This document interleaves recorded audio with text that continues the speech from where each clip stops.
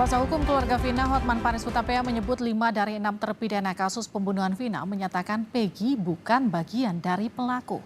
Menurut Hotman, penetapan Peggy sebagai tersangka, bukti hukumnya belum kuat. Hotman Paris menyatakan 6 terpidana kasus Vina kembali di BAP polisi sebelum Peggy tertangkap.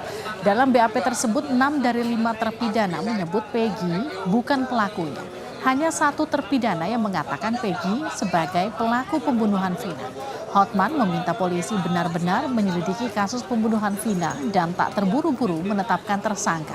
Keluarga Vina juga mengaku kecewa dengan sikap polisi yang menghapus 2 DPO lain.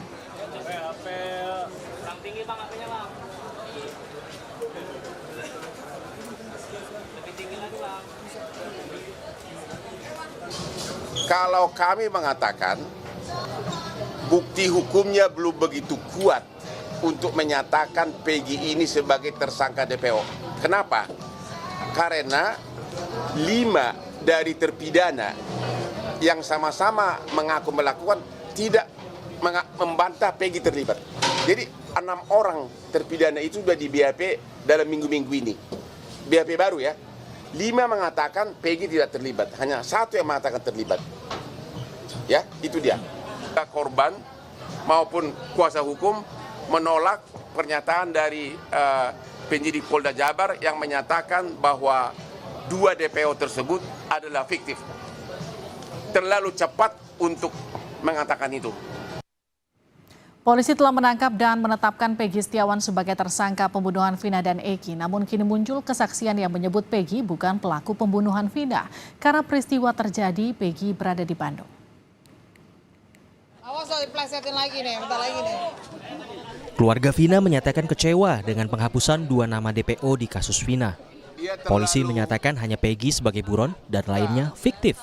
Kuasa hukum keluarga Vina, Hotman Paris Hutapea, juga menilai polisi terburu-buru dalam menetapkan Peggy sebagai tersangka. Menurut Hotman, dalam BAP terbaru, 5 dari 6 terpidana menyatakan Peggy bukan pelaku pembunuhan Vina. Kalau kami mengatakan bukti hukumnya belum begitu kuat untuk menyatakan Peggy ini sebagai tersangka DPO. Kenapa? Karena 5 dari terpidana yang sama-sama mengaku melakukan tidak membantah Peggy terlibat. Jadi 6 orang terpidana itu sudah di BAP dalam minggu-minggu ini. BAP baru ya. 5 mengatakan Peggy tidak terlibat, hanya 1 yang mengatakan terlibat. Ya, itu dia. Korban maupun kuasa hukum menolak pernyataan dari penyidik Polda Jabar yang menyatakan bahwa 2 DPO tersebut adalah fiktif. Terlalu cepat untuk mengatakan itu. Sementara itu, rekan-rekan kerja Peggy di Bandung sebagai buruh bangunan juga menyatakan siap memberi kesaksian untuk membela Peggy. Mereka memastikan saat peristiwa pembunuhan Vina dan Eki terjadi, Peggy bersama mereka di Bandung. Bahkan memastikan Peggy istirahat di bedeng di lokasi proyek di Bandung. Peggy sama Mas Ruby ya? Iya. Di mana? Di bedeng di Bandung. Di Bandung? Iya. Tanggal? Lupa. Tanggal 27 Agustus 2016 itu sama lagi bareng di situ? Kayaknya bareng. Bareng. Ngapain aja waktu itu Mas di tanggal segitu? Malam? Tiduran. Tidur. Artinya benar kalau si Peggy ada di Bandung ya? Iya benar, ada di Bandung. Siap memberikan kesaksian kalau diperlukan? Siap. Kejadian Nono pulang, saya lagi tidur. Nggak tahu dia Nono pulang. Terus tengah malam saya bangun. Saya bangun tuh lihat Peggy masih ada di bedeng lagi tidur. Samping pintu tuh, samping pintu. Tanggal berapa itu Pak?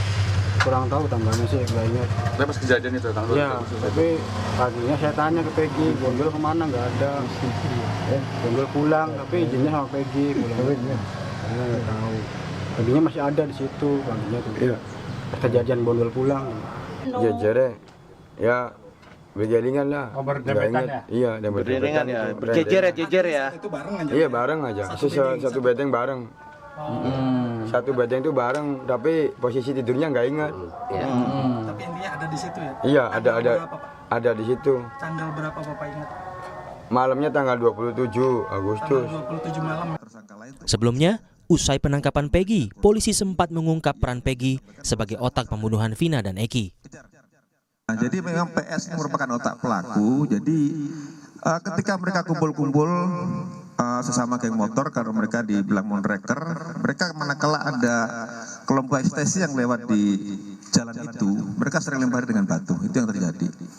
Nah, pas ada kejadian, PS mengajak salah satu tersangka lain untuk mengejar korban ini, yang dia sampaikan bahwa saya ada masalah dengan itu. Kejar. Nah, masalah apa sedang kita dalami. Kemudian dikejar berdua sampai dengan di jembatan layang, dipukul korban sampai dengan jatuh.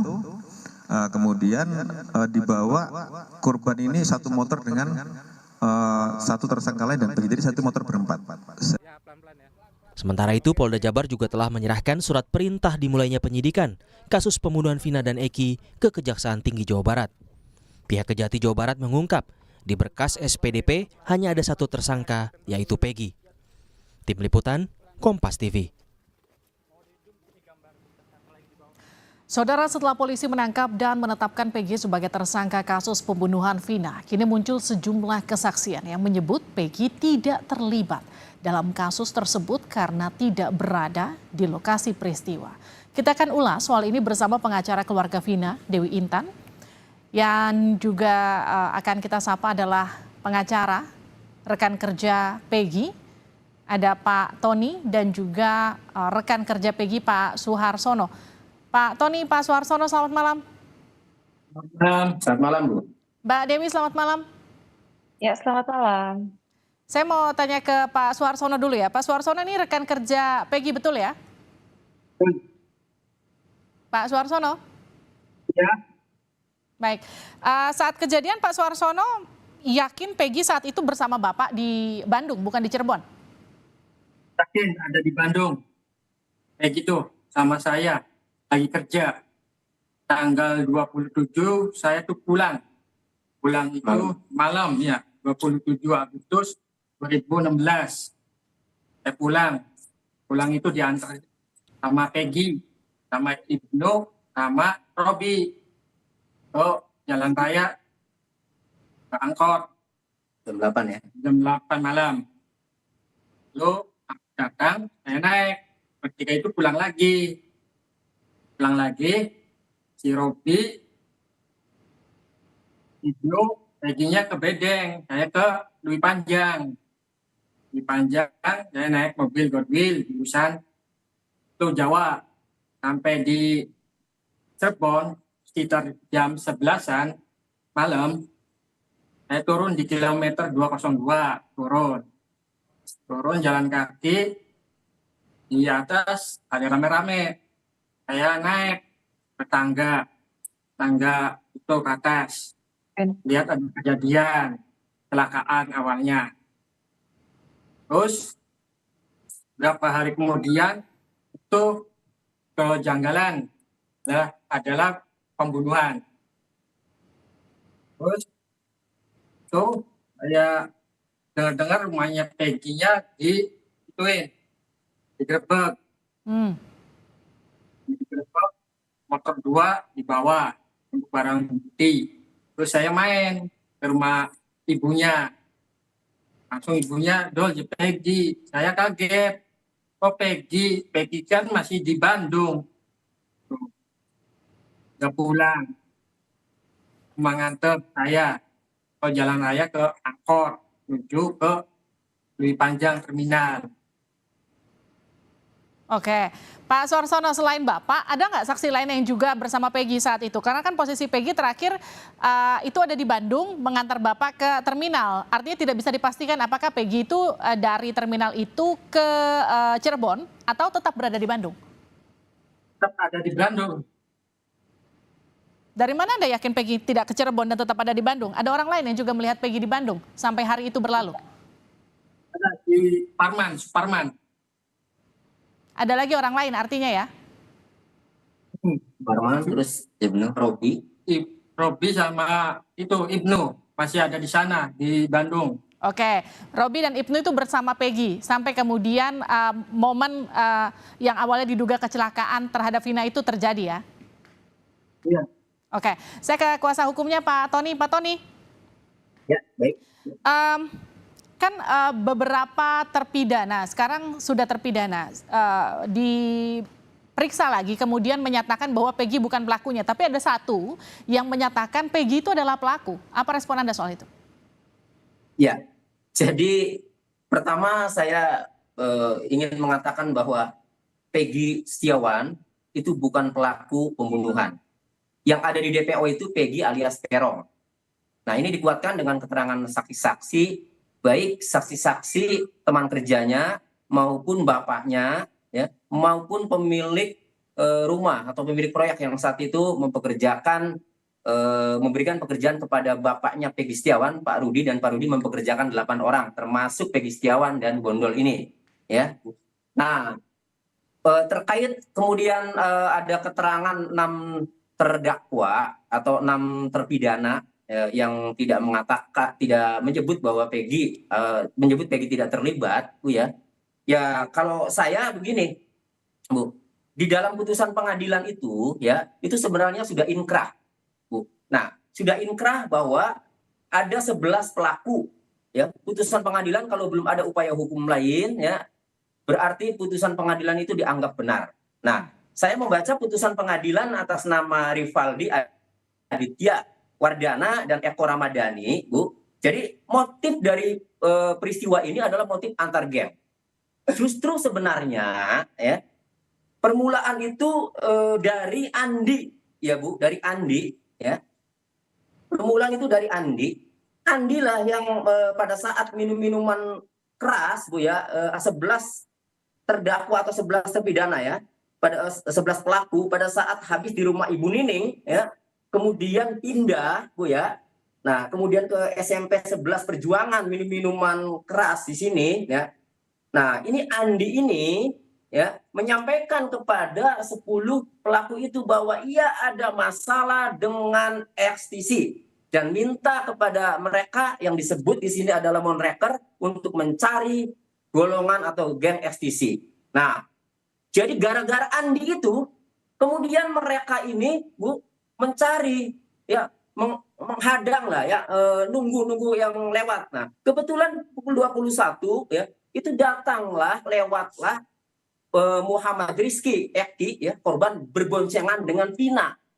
Dalam putusan ini Vinanya memakai jaket ekstisi, lalu kemudian dilempari lah di situ, dilempari. Nah, setelah dilempari lolos, kemudian di TKP 2 dipukul, helmnya masih lolos, di TKP ketiga dipukul bahunya, lolos sampai terus.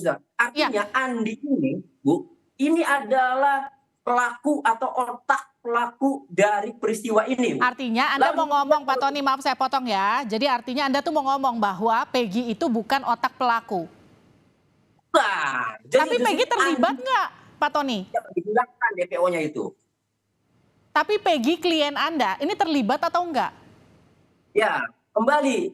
Di dalam putusan pengadilan, putusannya itu yang 3 itu Andi, Dani, dan Peggy alias Peron.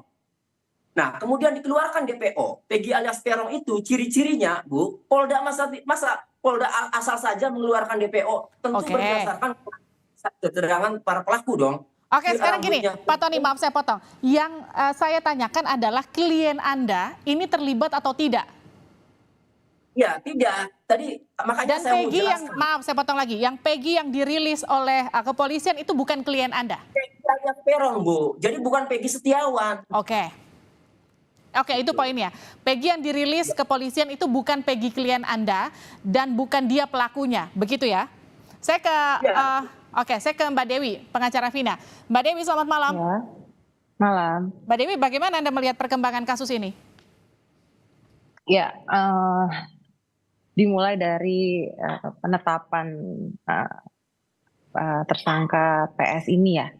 Pada saat itu kan memang ada kepolisian rilis, lalu informasi yang kami dapat baru-baru ini, ya ternyata hanya satu yang mengaku itu Peggy, yang lainnya menyatakan bukan. Itu informasi baru, itu informasi yang kami dapat. Gitu. Jadi ya sejauh ini ya kami mudah-mudahan pihak polisi mencermati lagi, menelaah lagi gitu. Kami pun juga tidak mau jangan sampai ada ya salah tangkap gitu loh. Seperti itu, Mbak. Mbak Dewi, ini kan yang tadi dikatakan kuasa hukum Peggy yang ditangkap, Peggy Setiawan, ini bukan Peggy DPO, bukan Peggy alias Peron yang selama ini dicari oleh pelaku. Apa respon kuasa hukum dan juga keluarga Vina soal itu? Ya, tentunya kembali lagi ke pihak kepolisian itu apakah sudah melakukan penyidikan secara cermat dan teliti gitu. Apakah pada tahun misalnya pada Halo? Yes. Halo? Mbak Dewi, silakan dilanjut. Ya, misalnya pada tahun tersebut adakah fotonya pada tahun 2016 gitu. Jadi ya mungkin kepercayaan masyarakat ya berkurang karena minimnya informasi dan bukti-bukti yang kepolisian berikan seperti itu. Misalnya hanya ijazah dan lain halnya gitu. Adakah yang menguatkan? Itu kan mudah sekali gitu loh. Pada saat itu apakah dilakukan tes DNA dan misalnya pada ditemukan mohon maaf sperma siapa, kan harusnya pada saat itu prosesnya melewati proses-proses tersebut gitu ya. Kita menilai apakah pada saat itu proses penyidikannya sudah benar atau belum gitu loh. Kembali lagi gitu. Mbak Dewi, Pak Hotman kan menyatakan dari 5 terpidana itu mengaku bukan Peggy pelakunya, hanya 1 yang kemudian mengaku. Artinya pihak keluarga ini satu suara dengan Pak Hotman yang artinya juga ikut ragu kalau memang bukan Peggy pelakunya. Ya, tentu pihak keluarga satu suara dengan tim kuasa hukum gitu. Menanyakan sebenarnya dan meminta kepolisian lebih mendetail gitu, lebih memberikan informasi secara detail. Kalau memang benar Peggy ini apa bukti-buktinya gitu kan, jangan hanya misalnya mungkin sekarang dengan bukti-bukti yang ada masih belum cukup seperti itu. Mbak Dewi, soal DPO yang dihilangkan oleh kepolisian yang dinyatakan bahwa selama ini dianggap tersangka itu bicara asal bahwa ada tersangka, ada pelaku lain. Jadi artinya DPO selama ini yang dicari sebetulnya hanya 1 bukan 3. Iya, itu lebih lucu lagi sebenarnya ya. Bahwa tadi kan sudah pengacara dari Bapak sudah mengatakan ada juga putusan yang menyebutkan ada nama-nama tersebut. Ada 3 nama tersebut dari BAP. Sampai dengan putusan itu kan bentuknya adalah produk hukum. Itu jelas mereka melakukan, motornya ada, masing-masing punya peranan. Jadi peranan itu tidak dilemparkan, Mbak, kepada 3 DPO. Baik. Mereka melakukan secara bersama-sama. Jadi ya itu tidak masuk di logika kita gitu loh. Mbak Jika Dewi, tiba-tiba artinya itu gini, dihilangkan. maaf saya potong, kalau ternyata memang betul bahwa seharusnya DPO itu ada 3 dan sekarang dianulir, DPO itu menjadi 1, kita perlu ada BAP ulang. Ya mungkin perlu ada peninjauan kembali dalam kasus itu. Berarti kan pada saat itu bagaimana pertanggungjawaban atas kesaksian itu yang sudah inkrah, itu sudah ada semua dalam putusan, peranannya ada, nama-namanya jelas, apa dia melakukan apa sudah ada semua Mbak, lengkap di situ di putusan itu. 3 nama DPO itu dari BAP sampai dengan putusan itu semua nama selalu ada gitu loh. Jadi kita harus minta pertanggungjawaban kepada siapa gitu loh. Kalau itu sampai hilang. Baik. Kita akan dengarkan dulu pernyataan dari Hotman Paris soal 5 terpidana yang menyatakan bahwa bukan Peggy pelakunya. Kalau kami mengatakan bukti hukumnya belum begitu kuat untuk menyatakan Peggy ini sebagai tersangka DPO. Kenapa? Karena 5 dari terpidana yang sama-sama mengaku melakukan tidak membantah Peggy terlibat. Jadi 6 orang terpidana itu sudah di BAP dalam minggu-minggu ini. BAP baru ya. 5 mengatakan Peggy tidak terlibat, hanya 1 yang mengatakan terlibat. Ya, itu dia. Korban maupun kuasa hukum menolak pernyataan dari penyidik Polda Jabar yang menyatakan bahwa 2 DPO tersebut adalah fiktif. Terlalu cepat untuk mengatakan itu. Oke, jadi dianggap terlalu cepat untuk menyatakan bahwa Peggy itu adalah pelakunya. Langkah selanjutnya Pak Tony, pra-peradilan kah? Mau kami tempuh Bu ya. Nah, cuma mau kami sampaikan dulu ya, ada update ini Bu. Jadi tim kuasa dari Peggy ini menghubungi Pak Rudi, ya. Ini adalah bukti pembayaran gaji pada waktu tahun 2016, Bu. Ya, di sini ada tanggal 26 Agustus 2016, Bu. Nah, kan gajiannya setiap minggu, Bu, ya, kalau kuli bangunan itu. Nah, 26 Agustus 2016 ini ada gaji masih sekitar 5.300.000 ini, Bu, ya. Kaspun ini untuk 8 orang. Nah, kemudian tanggal 2 September, nah kan 7 hari, Bu. 2 September 2016 ini masih 5.300.000 lagi, ya. Nah, ini masih 8 orang karena memang bekerjanya itu 8 orang, ya, Mas Bondol, termasuk Peggy Istiawan. Ini yang diberikan oleh bapaknya yang masih disimpan karena tim kami meminta kepada bapaknya itu bukti terkait pembayaran gajinya Peggy Setiawan. Itu, Bu. Ini. Nah, kemudian langkah hukumnya ada 2 yang sebelum di persidangan. Pertama, kami mencoba ingin jelas Peggy Setiawan itu Peggy Peron atau bukan, dan bagaimana penyidik mengatakan bahwa menentukan bahwa Peggy Setiawan itu adalah Peggy Peron. Nah, ini kami minta dibuka secepatnya. Kalau tidak, maka kami akan melakukan upaya untuk mengajukan gelar perkara khusus di Barreskrim Mabes Polri. Yang kedua, kami akan mengajukan pra peradilan. Kapan itu diajukan? Nah, khusus ini, ya, kami akan ajukan, ya, insya Allah paling lambat hari Jumat kami ajukan. Kita tunggu nanti proses pra peradilannya berjalan seperti apa. Kita akan kawal kasusnya. Terima kasih Pak Tony, Pak Soeharsono, Mbak Dewi di Sapa Indonesia Malam. Sehat-sehat selalu.